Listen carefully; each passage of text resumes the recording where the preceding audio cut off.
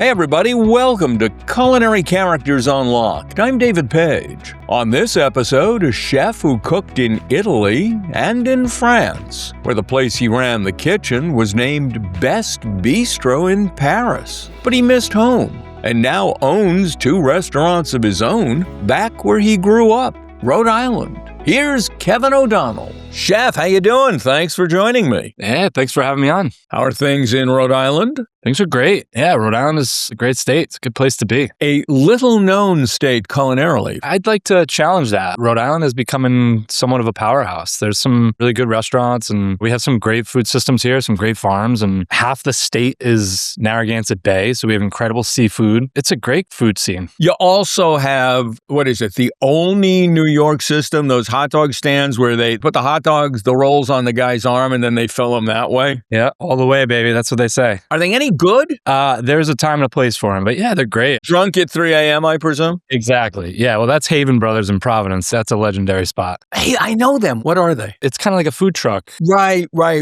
And they're open late, right downtown in Providence, right by the bus station. Okay, you're talking about all the great food in Rhode Island. You've cooked in France. You've cooked in Italy. How does the U.S. stack up culinarily? I mean, not that long ago, everybody would sneer and say, we're nothing like Europe. But how are we doing these days? I think we're doing great. When I spend time in Europe cooking there, the access to ingredients makes cooking, I think, easy in a lot of ways. Especially in Italy, traditions haven't changed. And obviously, there's centuries of just people cooking the same food. So they get really good at it. But I think it starts with their ingredients. And they're so fortunate over there that good ingredients is just the norm. Whereas in the United States, that hasn't always been the norm. And it's a lot harder to find, less so now, but it was, 20, 30, 40 years ago, a lot harder to find good ingredients. Where America was 25, 30 years ago, chefs, they had to work harder to make the food taste good. When I first started cooking, you learn how to manipulate food. You learn how to coax as much flavor out of these ingredients as you can because you have to. Whereas, in Europe, they don't have to do much. It's just, let me get this beautiful chicory and put it on a plate with an anchovy dressing and your mind is blown. We don't have that. We do now. We as Americans have gotten so much better at cooking the past 25 years because of that reason. And now the farmers, people growing produce, people raising animals, livestock, the fishermen, the access to the fish that we want to eat, the underutilized local species that are delicious. Now we have great ingredients. So now we have this technique that's coinciding with great ingredients at the same time, and educated diners, which is equally important, people that have traveled all over the world, and now they're realizing that there's amazing food here at home. So I think it's an exciting time to be in the culinary scene in the U.S. Well, food was, as I understand it, always a big part of your family's life. Is that correct? I've always loved to eat. My father is Irish and my mother was the Italian side. My father never cooked at all. When it was his turn to cook dinner, it was like a bowl of cereal, pancakes, mac and cheese with hot dogs. Once a month, that's fine. Yeah, no problem. But,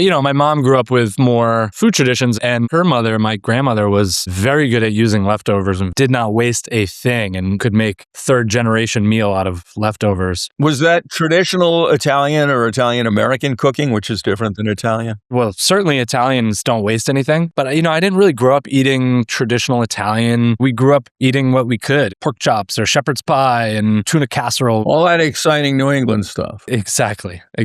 But we also had red sauce and the Italian-American side. And I have vivid memories of my great-grandfather walking through the garden with him and picking vegetables. And he used to make Caesar dressing in a wooden bowl and rubbing the garlic on the outside of the bowl. And I do have food memories, but it hasn't impacted me as much as a chef as, some of the other stories of chefs growing up and like watching their grandmother cook and helping on the kitchen. That wasn't my childhood. Well, you started cooking out of necessity? Absolutely. Never forget, my mother looked at me and was like, you need to learn how to cook. You can't just keep eating like this. I moved out of my house as a kid when I was 17 and kind of became independent at a younger age and had to learn out of necessity cooking because I really enjoyed eating. So I would take, I'm talking high school, like taking ramen and adding ingredients to it to make it more than ramen, or mac and cheese and how do I jazz up a box of Kraft mac and cheese. So I've always enjoyed eating, most importantly, but then being creative and having fun and trying to put my own spin on it. Well, were you working in the industry as a kid? Oh, yeah. I've only ever worked in restaurants. My first job in a kitchen was in a diner, a dishwasher. A lot of fun because, the dishwasher, if you're good, the cooks are just feeding you all day long. For me, it was like a dream job. job. Eventually, after a few months, started getting friendly with the cooks and was like, can I make something? Can I make something for myself and get on the griddle or the flat top? I started to really enjoy it. And then I got a job finally as a cook at this pizzeria in my hometown of North Kingstown in Rhode Island. And I worked for the chef. His name was Walter Slater, and he was just an incredible mentor. And that was my first experience having a mentor. And at this point, I was probably 20 years old. And to kind of backtrack a little bit, in high school, I was kind of a lost high school kid. I always loved sports. I was on the basketball team in high school. I always loved the team mentality, but I was kind of afraid of debt. So I chose not to go to college. I graduated from high school and just started working in restaurants. Just fell into it and became good at it because I had this great mentor, Walter Slater, who taught me everything from showing up on time to following direction, learning how to read a recipe, learning how to use a knife, all the basics of cooking. And then he just kept giving me more and more and more and more. And I just ate it up and loved learning. Yeah, he was a great mentor and still a good friend. But he actually inspired me to go to Johnson Wales. It was not a full-time culinary program at Johnson Wales. It was like on the weekends or something?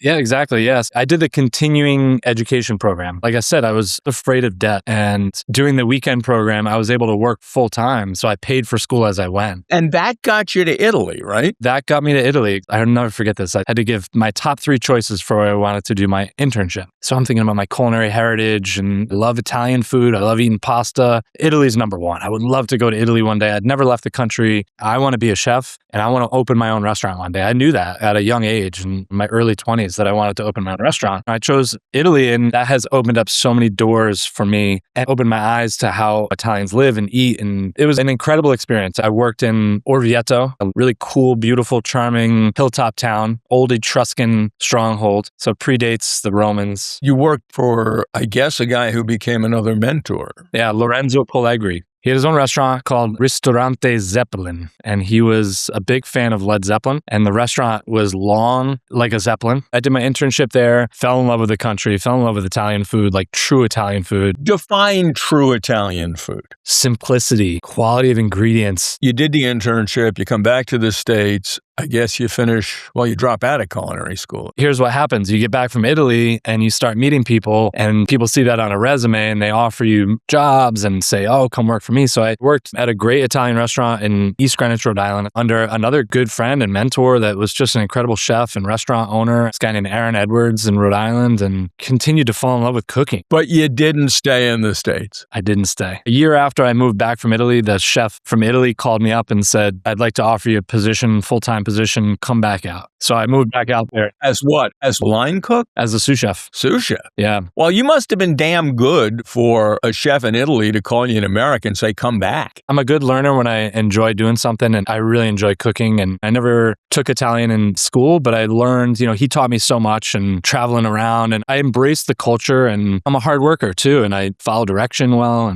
But you also, as I understand it, you explored Italy, which is not one cuisine. That was one of my favorite parts about going to Italy. I lived on a vineyard, literally a vineyard, olive groves and cherry trees, and just an incredible experience. But on my days off, I had access to the whole country. Italy is fairly small. You can drive somewhere for 3 hours and be in a totally different region with completely different cuisine. I would talk to the servers and the chefs, and I'd research and read books. And so I would say, all right, my next days off, I'm going to go to the town of Amatriciana. It's a beautiful mountain town. They're famous for their cured pork cheek and other cured pork products. And I would pick 3 or 4 restaurants and try, and I'll use Amatriciana as an example. I would eat Amatriciana at 4 different places. Which is a pasta dish for anyone who doesn't know. Yes. What is it exactly? How do you make it? What's in it? Well, this is why I would go to 4 different restaurants, because Italians are so funny. There's a lot of consistency with traditional dishes, but they get very heated, and it's like, this is the recipe. No, you don't put onion in Amatriciana. No, you put garlic. No, you never put cheese. Nobody ever puts parsley. There's some variations to it. I don't know if there's one way, I would say, in the same way that bolognese, there's ragu bolognese from Bologna and Parma and Modena. So Amatriciana is, at its core, it's guanciale, which is cured pork cheek, rendered down, sometimes with onion, sometimes not, sometimes with garlic, sometimes not. But never cheese. Well, some people put cheese. Yeah, that's the thing. And then tomato. It's basically a tomato sauce with cured pork cheek and with or without pecorino cheese. Did you pick a favorite among the 4? I like the one with pecorino. So you're living in this culinary paradise. Why the hell did you come home? I missed home. I was there for a couple of years. I just missed family. I missed life in the United States. I moved back home and I was like,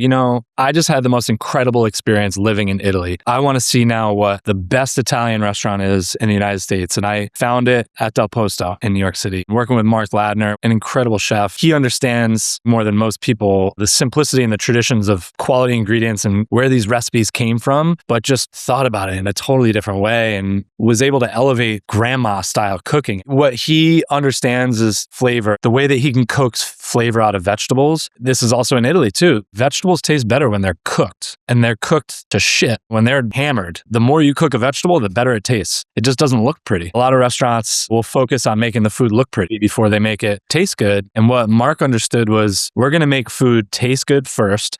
So he just had a way of coaxing that flavor. So if he put a dish on the menu that said parsnip, you better believe that that dish tasted like parsnip. The way that he was able to just let these ingredients shine was so Italian, and I think just brilliant. Did he have a Michelin star at that point? Yeah, Del Posto had 2 Michelin stars and 4 New York Times stars. It's the only Italian restaurant in history to get 4 New York Times stars. You know, that was huge. And we'll be right back.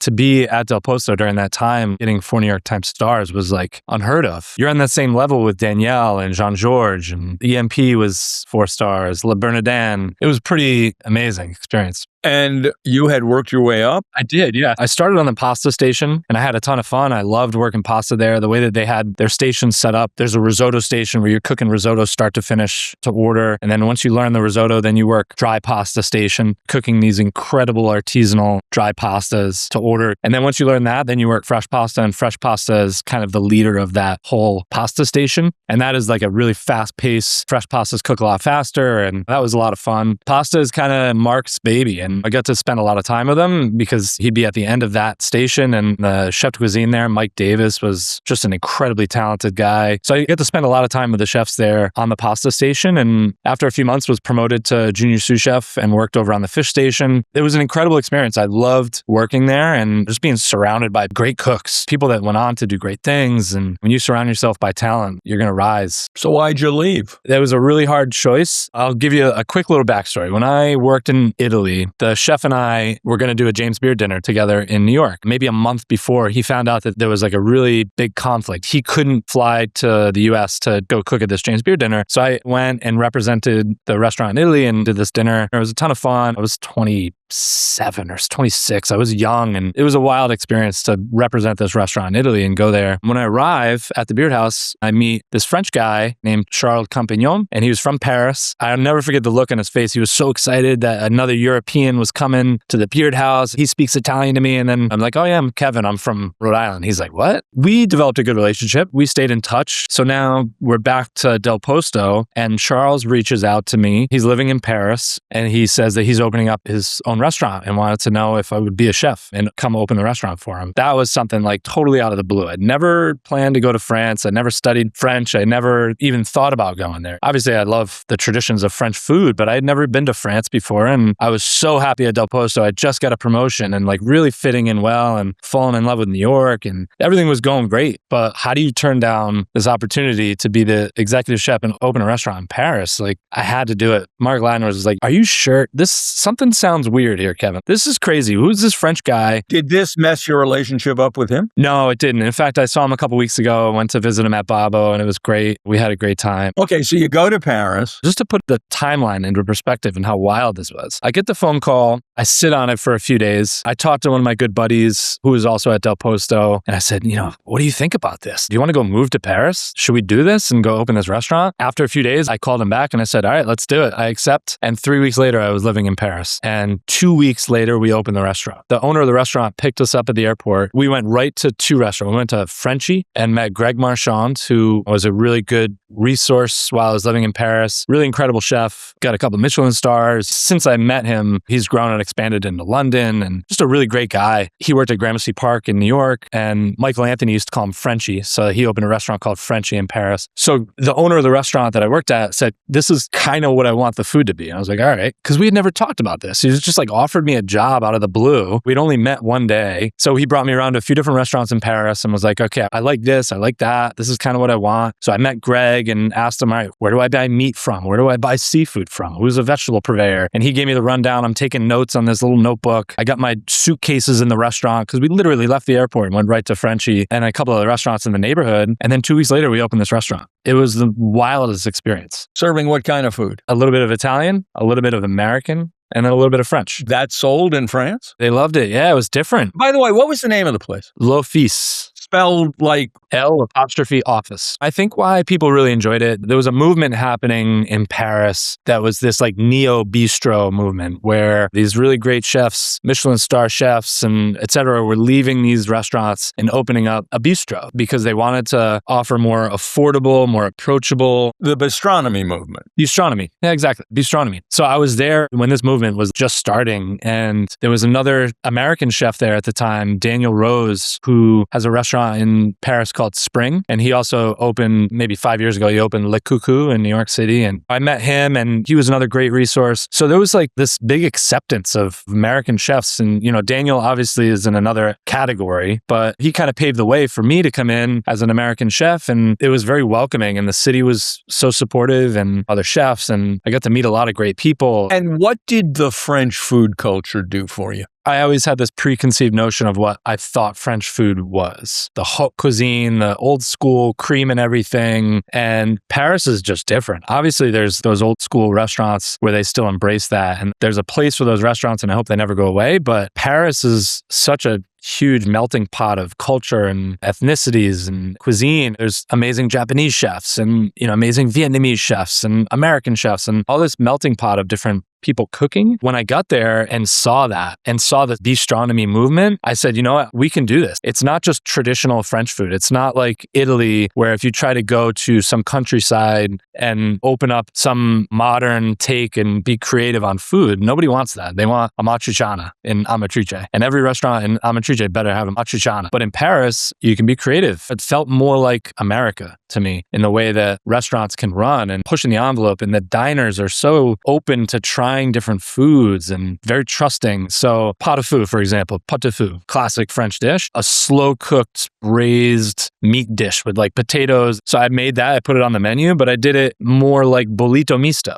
Bollito misto means mixed boiled. That's how it translates from Italian. And that's a dish in northern Italy, Veneto, Piemonte. They make this dish and it's just like a big vat of, it might be beef tongue and cheek and calf's brain and sausage and cotechino and all these different shoulder, belly, all the cuts that braise. And it's just a mixed plate of boiled meat. It sounds not very appetizing, but it's delicious. They serve that with 3 different sauces. Traditionally, it's some sort of a salsa verde, which is like an herbaceous olive oil kind of green sauce. Some sort of a salsa bianca, which is like a horseradish fresh cream sauce. So it's got some bite and zing. And then a mostarda, usually, which is essentially whole candied fruit cooked in a syrup with mustard oil. Ooh, that sounds good. So anyhow, you know, in France, when I was trying to develop what the food will be at L'Office, it was a mix of everything. It was a mix of my growing up in the United States, things like pot roast and shepherd's pie, and then my love and understanding of Italian food and how to just keep things simple and let the ingredients shine. And then there's so many similarities between French and Italian food that I was able to find. And so pot au feu, I put pot au feu on the menu, but I made it like bollito misto. It reminded me of pot roast, so I knew the technique. And because so many French restaurants that serve pot au feu, they serve it all the same way, rinse and repeat. But the way that I did it was totally different because I'd never had pot au feu before. And unlike in Italy, where taking liberties would not have gone over well, the Parisians were into it. They loved it. Yeah, they loved it.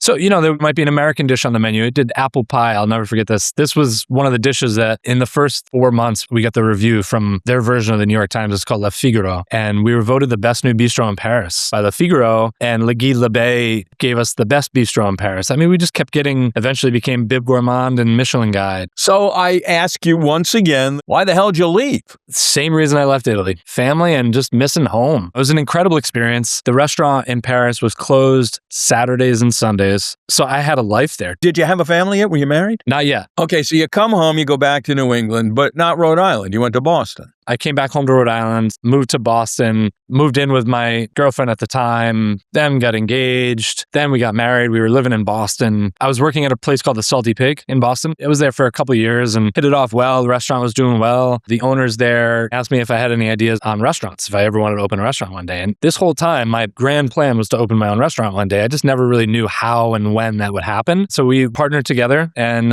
we opened a restaurant called SRV in Boston. Stands for the Serene Republic of Venice. Coming right back.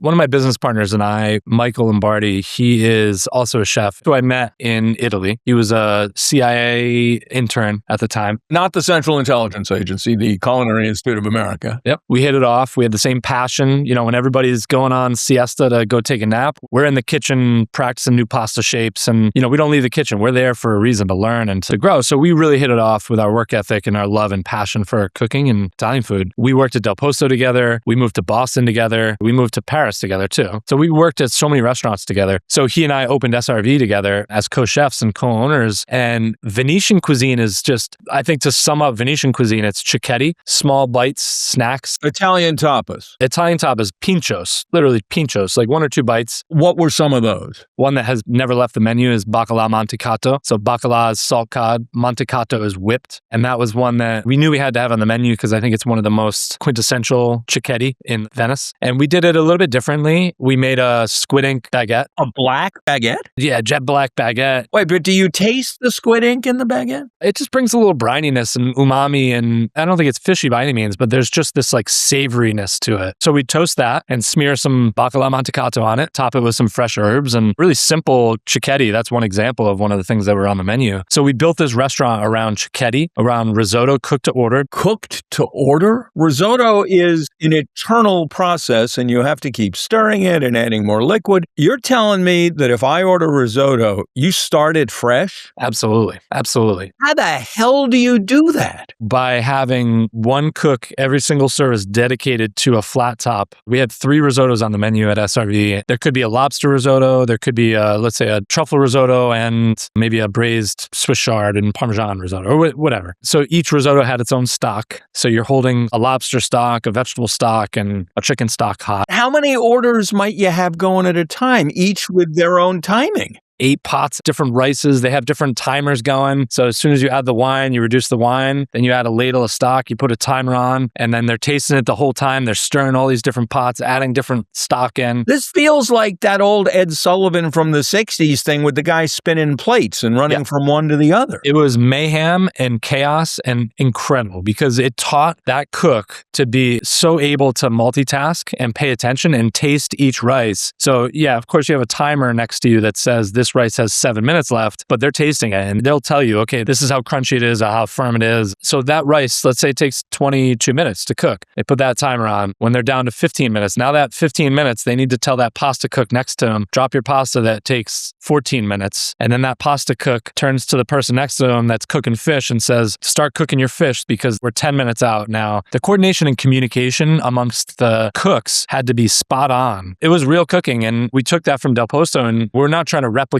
Del Posto by any means, but I think when you push yourself to that level of doing it the hard way and the right way of cooking rice to order, you take that mentality and it just transfers to every other thing you do in the restaurant. There's no cutting corners. You do things the right way, regardless of how hard it is. And if for whatever reason we determine that we can't do it, then we just don't do it. I need to apologize. You're talking to someone who has a packet of instant risotto in the cupboard. It's okay. It was a lot of fun, and I don't recommend every restaurant do that. You have to build the kitchen around that. Well, you were a huge success. You were a semifinalist for the James Beard Best New Restaurant Award. Boston loved you. Yeah. So here's the same question. Why'd you leave? What do you think the answer is? I'm guessing it has something to do with family. My wife and I found out we were having a baby in beginning of 2019, and we thought long and hard about where we wanted to raise our son. We're both from Rhode Island. You know, we have family in Rhode Island, grandparents are in Rhode Island. So after contemplating for long and hard about where and how our family was going to be living and how life was going to look, we made the tough decision to move back home to Rhode Island. So I let my partners know, sold my shares, and that chapter ended for me me the last day of February was my last day of 2020. As soon as I told my partners and it was official, I started looking for a space in Rhode Island, and I found my first solo restaurant here called Giusto in Newport. Which means? Just or fair or just right in Italian. After back and forth for a few months with the negotiations, I signed the lease the first week of March in 2020. This timing is starting to sound awful. We had a liquor license transfer hearing at City Hall. It was like March 8th or 9th or something in Newport. And it was the last City Hall meeting before the government shut down. For COVID. Yep.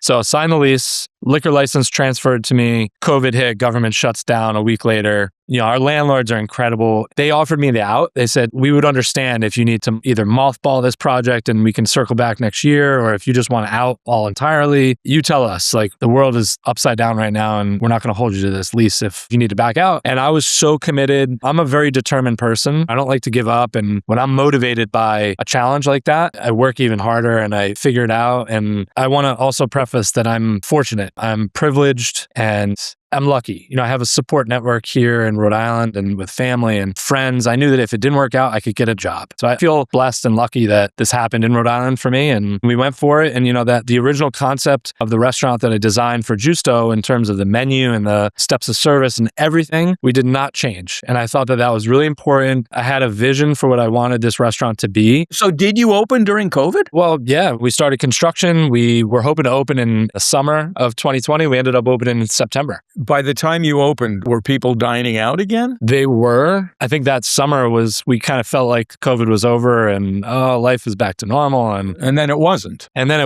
And, you know, Rhode Island, we had a lot of cases and deaths, and the regulations in Rhode Island made operating business extremely challenging, like many other states and all over the world. But it was like 30% occupancy, 6 feet away from dining. The only thing I changed about the restaurant was I had to rewrite the business plan, the pro forma of sales projections and when I'm going to pay all these banks back, because I took so many loans out. I didn't use investors or partners. I went right to banks. And they worked with you? Not all of them, especially when I was asking them for a loan in March, the end of March 2020. I got a lot of chuckles and hang up the phone. So how are you able to hang on? I piecemealed together, partnered with a couple other local banks, took out a couple more loans. And when we opened, I planned financially to have a nest egg in the bank in case we had to close. I budgeted what are my expenses and how do I keep people on payroll, the managers and rent and all the things that people had a hard time doing because they just woke up one day and the rug was pulled out from underneath them and they couldn't plan for this. And we did. We ended up having to close the last day of December in 2020 because the restrictions and regulations and just COVID in general just wasn't safe. So we closed for a couple of months and we reopened in March of 2021. And that was one of the hardest years ever. Nobody wanted to work in restaurants. Staffing was terrible. I'll never forget, we had to close sections of the restaurant and the stress and the challenges of 2021. That was really, really hard. But when we made it through 2021 and we started 2022, people started wanting to work again. And we stayed true to what we believed in. And we didn't stray from the concept and the vision of taking care of people. And Giusto means just or right and fair. And the reason why I wanted to open this restaurant was to take care of people. It starts with our employees and doing the right thing. And this is before COVID, when people started realizing that the restaurant industry was broken. I've always believed that restaurants should be a place that could be a career for people. And that starts by actually treating people with respect and dignity and giving them the benefits and pay and transparency and all the things that are missing from some restaurants. I don't want to say all restaurants, but some restaurants where there's toxicity and there's racism and there's sexism and there's inequality. We're told that's getting better, is it? Absolutely. Absolutely. And I think the more restaurants do that, that will be the norm. And that's where Giusto was born, is that I think that we can influence other restaurants in Newport and in Rhode Island to be like that and to do the right thing and treat people right, starting with our employees, but then our guests, and be a part of our community and partner with local nonprofit organizations that we believe in and help fundraise for them. Let's talk about your guests and specifically what you're feeding them. I read that you refer to what you're doing there as Freestyle Italian. Yes. Other than sounding like an Olympic event, What the hell's Freestyle Italian? So Freestyle Italian, there's a couple things like backstory about it. Coming from SRV in Boston, it was Venetian cuisine. And we really tried hard to stick to Venetian cuisine. When we're doing menu development and getting the chefs involved and creating dishes, we forced everybody, including ourselves, to learn as much as possible about Venetian cuisine and the cuisine in the surrounding area in the Veneto. And while structure and boundaries, having four walls to really be creative is extremely valuable. And I think creativity thrives when you have structure. There were times where I felt constricted and I was like, you know what? We've rethought spaghetti alla busara or bigoli with duck sauce, all these classic Venetian dishes so many times. Like I feel like kind of spent and my creativity is fizzled out. And I wanted to branch out into other regions of Italy. And Giusto, for me, freestyle Italian cuisine is, I'm also a big hip hop fan. I'm not a rapper. I'm not a freestyler, but I have so much respect for people that can just pick up a microphone and just channel their thoughts and let the words flow from their mouth. It's just so impressive to me. And so freestyle Italian is kind of like, how can we just not overthink things and just let the food and the creativity flow? So does this mean you're doing dishes from different parts of the country, or does it mean that you're doing a Rhode Island-y take on Italian dishes, or maybe both? It's both. It starts with Rhode Island. What freestyle Italian cuisine to me is, it is modern Italian-American food. It is what Italian-American food was, 100 years ago when these immigrants came over from Italy and they started working with what they had in Rhode Island and New York and Massachusetts. And they're taking the ingredients and the traditions of Rhode Island and their new home, but they're bringing with them their ethos and the traditions from Italy as well. And here's born the meatball and the chicken parm and this Italian-American food that was born 100 years ago. I spent time in Italy and I learned those same traditions and I'm bringing them back to Rhode Island and doing the same thing that the immigrants did then, but through a modern lens. And what I believe the Italian freestyle cuisine here is at Giusto is I want to create a new Italian-American food that's not red sauce, not chicken parm, it's modern. Give me some examples. When we opened this restaurant, I knew that the concept in Newport might be a little bit challenging for some people to wrap their heads around because it's a tourism destination. So people want clam chowder, they want clam cakes and fried calamari, and a lot of restaurants in Newport serve that. And they, for the most part, they're all pretty similar. There's some that do better than others. And so I wanted to pick a couple dishes like that are so Rhode Island that when people come visit here, they're looking for this dish. I wanted to kind of pull them in and say, hey, listen, we're not that crazy. There's something recognizable on this menu. Okay, but how did you do them differently? So steamed little necks, fresh little necks from Narragansett Bay, which is right here where we are. We cook them to order. We steam them in the shell with guanciale, that cured pork cheek. So that already is a little bit different. New England clam chowder, you see it everywhere, and especially in Newport. Most people use chopped clams and make this big vats of chowder and they hold it hot. Traditionally in clam chowder, there's potato, there's cream, there's clams, and sometimes bacon and maybe some chopped herbs and oyster crackers. So I'm going to take all those components, but I'm going to do it in a new way that feels Italian, that is respectful of Rhode Island, using Rhode Island ingredients. So we steam the clams, guanciale, we make this clam stock. Then we, instead of adding like boiled potatoes, we make a really nice potato puree that has olive oil in it and mascarpone cheese. So mascarpone and olive oil. Cheese and seafood? Well, mascarpone is kind of like cream, right? So there's the Italian inspiration. And instead of like adding a roux or cornstarch or heavy cream and making this like thick, heavy stew, we use the potato as the thickener. So we make that puree. So it's a simple dish. We add lemon juice and really nice olive oil and parsley. So that's simple. We top it with another Rhode Island ingredient staple, a doughboy. I think Iggy's down in Galilee probably made these popular. What are they? Doughboy is just fried dough and it's like a dessert. They take this doughboy and they top it with powdered sugar and it's a sweet thing. So I was like, you know what? How can we do this nostalgic, fun play on a fried dough, but make it savory? So we make a dough that's got salt, no sugar. We add roasted garlic to it. We proof it and then we fry it. And then instead of topping it with powdered sugar when it comes out, we top it with powdered yogurt. So when it comes, it looks like a doughboy with powdered sugar on top, but the yogurt is tangy and acidic. So it cuts through the richness of the soup. So it's great. You pull it apart, you dip it in the soup. That's kind of like a more comforting dish that's on the menu. We put it on in the winter. It's not on the menu all year round, but that's a really fun idea of like, it's New England, it's Rhode Island, it's Italian, but it's not really New England clam chowder. There's nothing more Rhode Island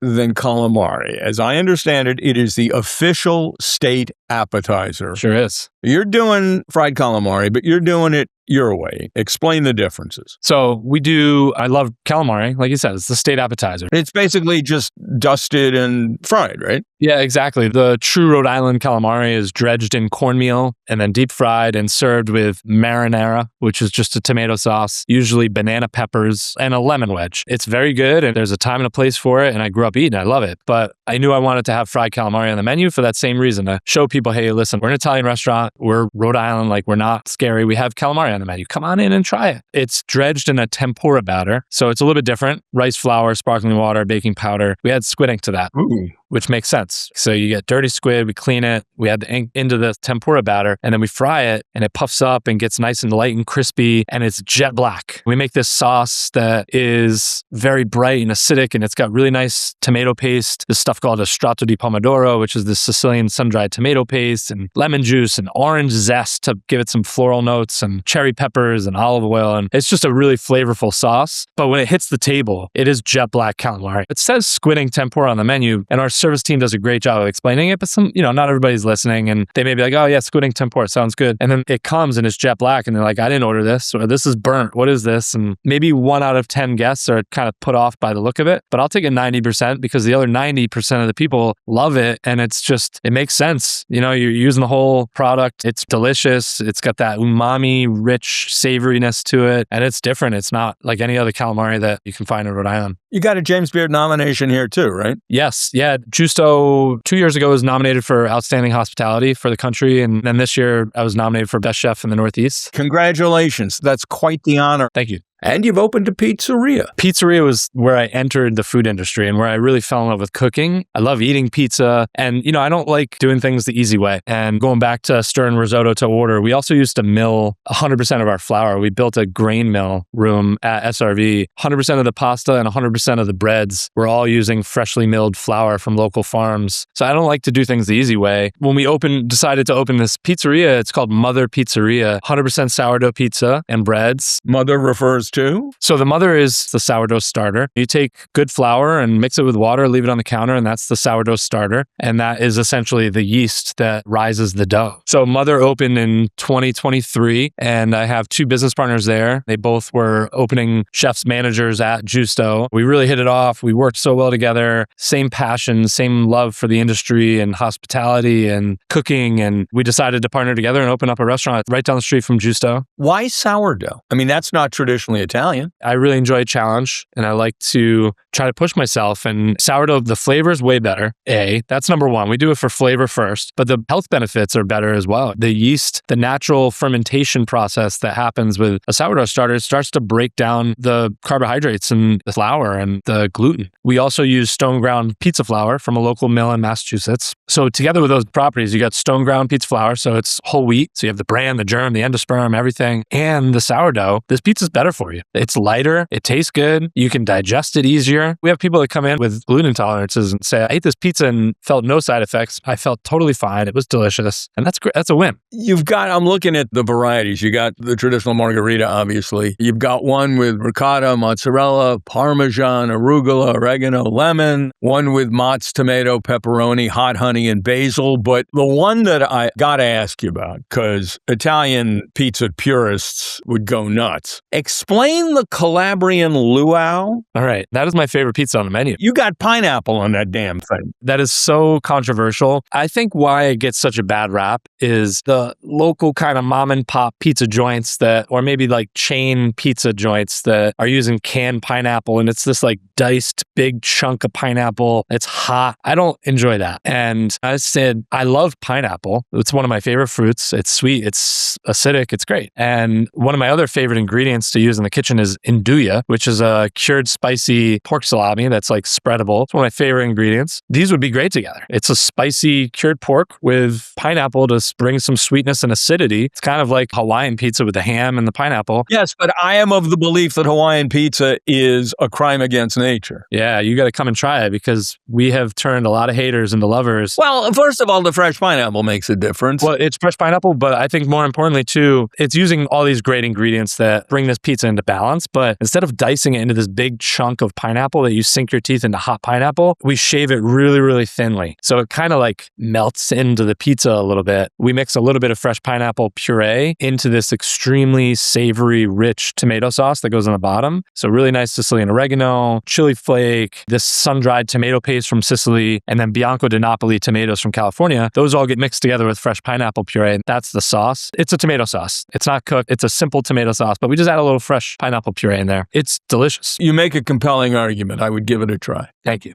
Thank you. Both of your restaurants, you opened branches in a food hall. We did. I read food halls are not doing as well as expected. Food halls are the future. How's it going? In Rhode Island, this is the only food hall. I think that's great. There are some communities and cities where there's probably, it's oversaturated a little bit. Coming from Boston, there's, I don't know, 7 or 8 different food halls. And I think it gets watered down. There's only so many people that are going to come out enough times. But in Rhode Island, I think it's exciting and it's been really rewarding and exciting to be a part of the opening project here with, there's 7 vendors in this food hall. And, you know, I have so much respect for the other chefs and restaurants and the owner of the food hall and everybody that's involved in this project. They're just good people. And they did a nice job of cultivating variety of restaurants. And yeah, it's been a lot of fun. And we have 2. We have Giusto is one of the stalls there. And we're doing like fast casual pasta and some sandwiches. And then Mother Pizzeria is doing pizzas and gelato and a couple salads. And one of my favorite parts about it is trading food with the other chefs. Like, you know, there's this backdoor network of a labyrinth of behind the scenes where we can go up and knock on the back door and say, I'll trade you a pizza for these freshly pressed tortillas and tacos. The restaurant industry in general, economics, hopeful, worried? I'm hopeful. Absolutely. I think we're going to continue to weed out restaurants that don't make it. So there's a downsizing that you think is natural selection that has to happen. And I hope that those restaurants that close should close because their practices are not sustainable. They're not treating people right. There's also really good restaurants that treat people right that should stay open that unfortunately just close for financial reasons. And that's a really sad reality. But yeah, I'm hopeful. My hope too is I'm very transparent here at Giusto and Mother Pizzeria. And we try to teach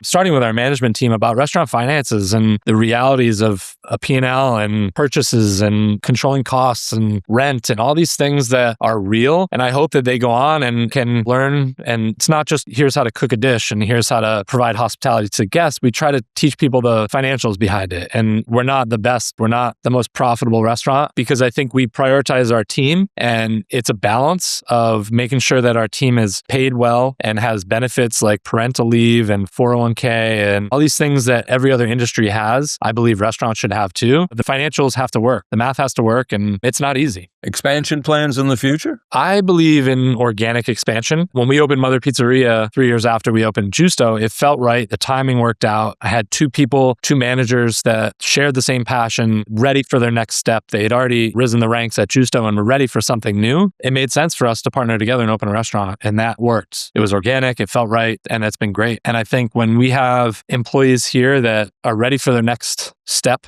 in life and their career and share that same passion and values and ethos about how we treat people and take care of our community and care about hospitality, then I'm sure it'll happen. But yeah, no immediate plans to expand at the moment. Well, Chef, congratulations on all your success. You've had both a remarkable career and a tremendously interesting career. Thank you, David. I want to thank you for taking the time to talk with me. It's been a delight to meet you, and if I'm ever in Rhode Island, I hope you come visit. Oh, I will. You and only New York Systems, because I got to try those hot dogs. You got to go there. But I'm coming to see you. Well, it was really nice chatting with you. Thanks so much for all the good questions. And thank you. All right. Kevin O'Donnell on Culinary Characters Unlocked. I'm David Page. I'll see you next time. And check out the Culinary Characters Unlocked Substack.